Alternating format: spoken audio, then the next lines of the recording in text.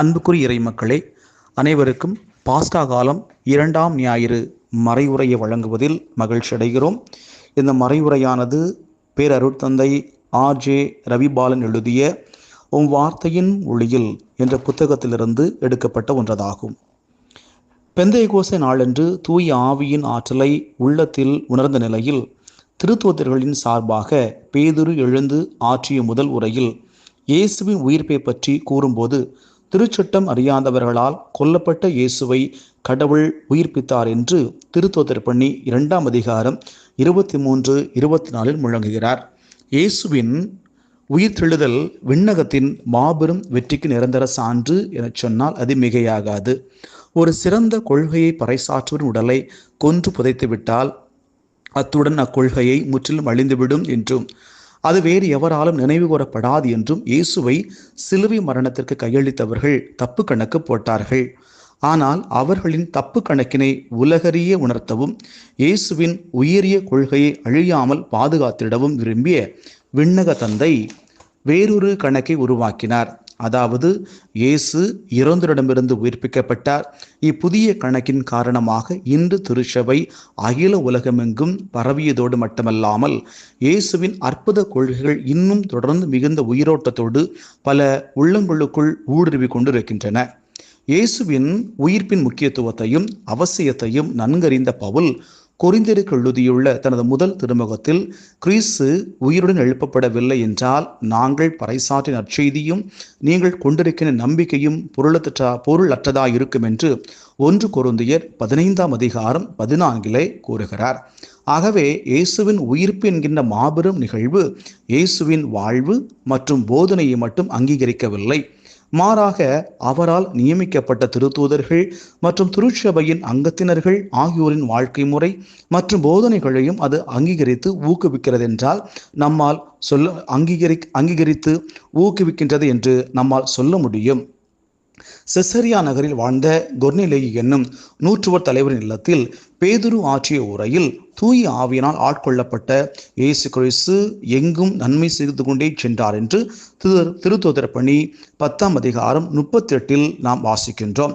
நன்மையின் மொத்த உருவமாகிய கடவுளிடமிருந்து நன்மை மட்டும்தான் உருவாகும்.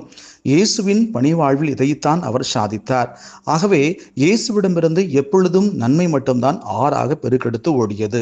தம் பணிவாழ்வை தொடங்கும் போது காலம் நிறைவேறிவிட்டது, இறையாட்சி நெருங்கி வந்துவிட்டது என்று இயேசு மார்க்கு நற்செய்தி 1ஆம் அதிகாரம் 15 அறிவிப்பதை பார்க்கிறோம்.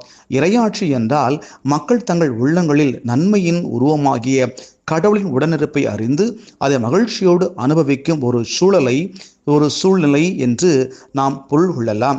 கடவுளின் உடனிருப்பை உணரும் மனித உள்ளத்தில் பவுல் குறிப்பிடுவது போல தூய ஆவிய அருளும் நீதி, அமைதி, மகிழ்ச்சி ஆகிய பண்புகள் குடிகொண்டிருக்கும்.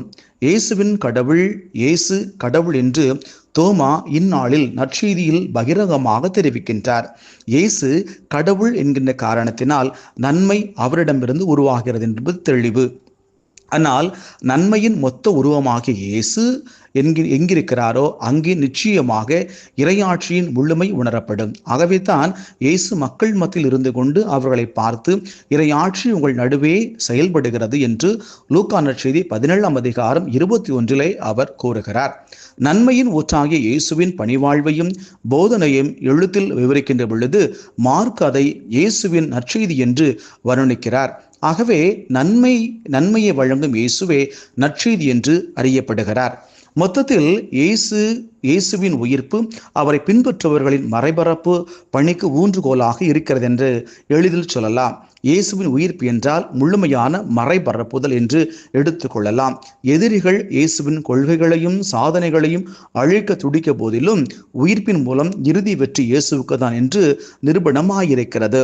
இயேசுவை பின்பற்றுபவர்களுக்கு இயேசுவின் உயிர்ப்பு மிகவும் ஊக்குவிக்கக்கூடிய அளவில் உள்ளது.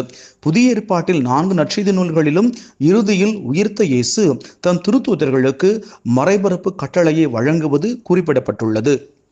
அதாவது இயேசு தொடங்கிய இறையாட்சி பணி தம் திருத்தூதர்களாலும் திருச்சபையாலும் தொடரப்பட வேண்டும் என்பது இயேசுவின் எதிர்பார்ப்பு.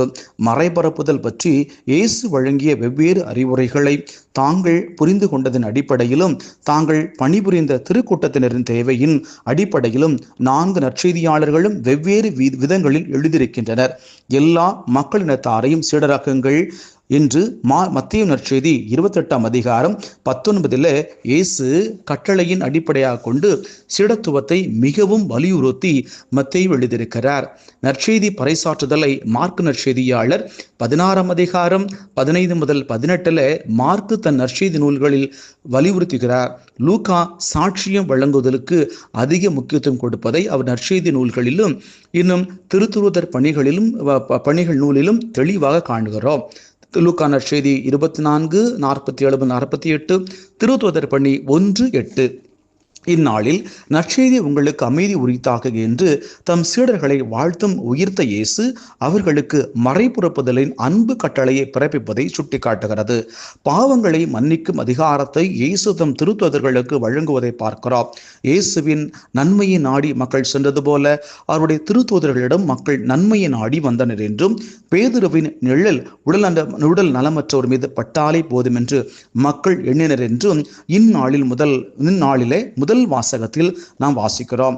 முதலும் முடிவுமாய் திகழும் இயேசு இறப்பின் மீது தான் கொண்ட வெற்றியை சுட்டிக்காட்டி அஞ்சாதே என்று திருவழிபாட்டின் ஆசிரியரை தேற்றுவதை இந்நாளில் 2ஆம் வாசகம் தெரிவிக்கிறது.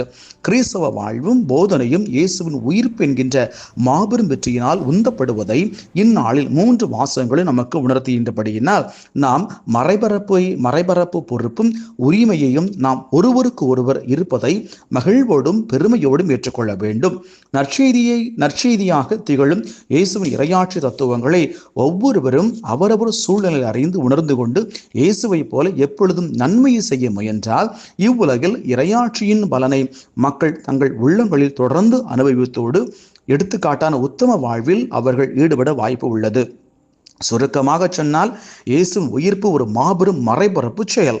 அவரை பின்பற்றும் நாம் ஒவ்வொரு